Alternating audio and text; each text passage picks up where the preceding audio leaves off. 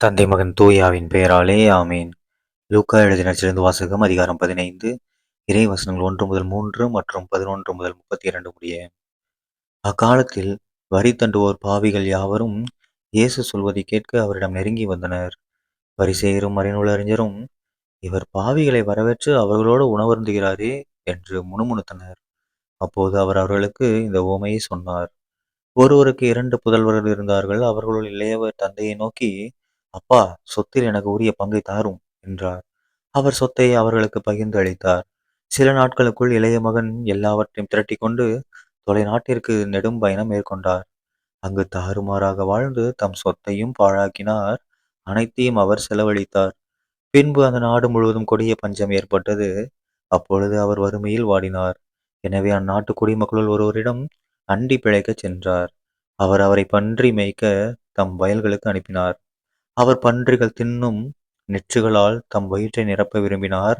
ஆனால் அதை கூட அவருக்கு கொடுப்பார் இல்லை.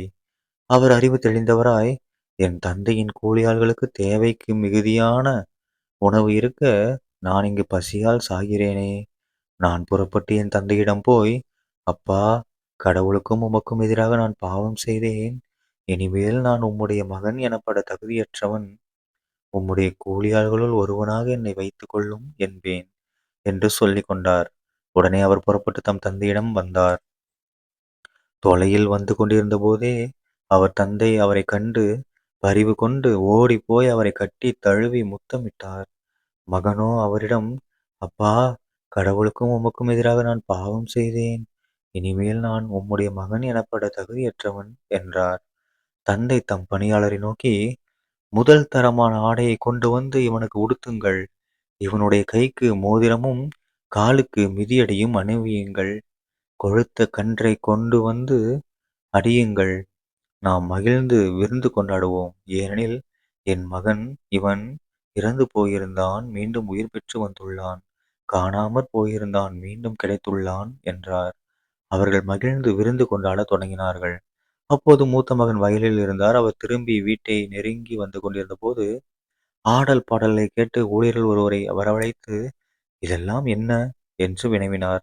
அதற்கு ஊழியர் அவரிடம், உம் தம்பி வந்திருக்கிறார். அவர் தம்மிடம் நலமாக திரும்பி வந்திருப்பதால் உம் தந்தை கொழுத்த கன்றை அடித்திருக்கிறார் என்றார். அவர் சினமுற்று உள்ளே போக விருப்பமில்லாதிருந்தார். உடனே அவருடைய தந்தை வெளியே வந்து அவரை உள்ளே வருமாறு கெஞ்சி கேட்டார். அதற்கு அவர் தந்தையிடம், பாரும், இத்தனை ஆண்டுகளாக நான் அடிமை போன்று உமக்கு வேலை செய்து வருகிறேன். உம் கட்டளைகளை ஒருபோதும் மீறியதில்லை. ஆயினும் என் நண்பரோடு நான் மகிழ்ந்து கொண்டாட ஒரு ஆட்டுக்குட்டியை கூட என்றுமே நீர் தந்ததில்லை.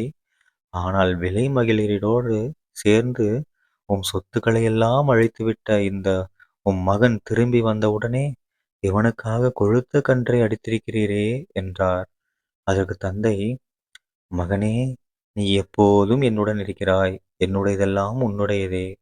இப்போது நாம் மகிழ்ந்து கொண்டாடி இன்புற வேண்டும். ஏனெனில் உன் தம்பி இவன் இறந்து போயிருந்தான், மீண்டும் உயிர் பெற்றுள்ளான்.